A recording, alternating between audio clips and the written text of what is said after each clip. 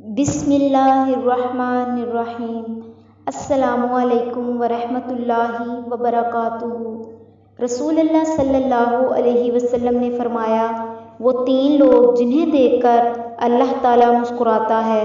رسول کریم صلی اللہ علیہ وسلم سے پوچھا گیا، یا رسول اللہ وہ کون سے لوگ ہیں؟ تو آپ صلی اللہ علیہ وسلم نے فرمایا، ایک وہ بندہ جب ساری رات مخلوق سوئی ہوتی ہے، رات کا آخری پہر ہے اور وہ وضو کر کے اللہ تعالیٰ کے سامنے کھڑا ہو گیا اللہ کی یاد میں، اس کو دیکھ کر اللہ تعالیٰ مسکراتا ہے کہ میرا بندہ میرے لیے اس پہر اٹھا، میری عبادت کرنے کے لیے اٹھا، میری رضا حاصل کرنے کے لیے اپنے بستر سے اس نے بے وفائی کی۔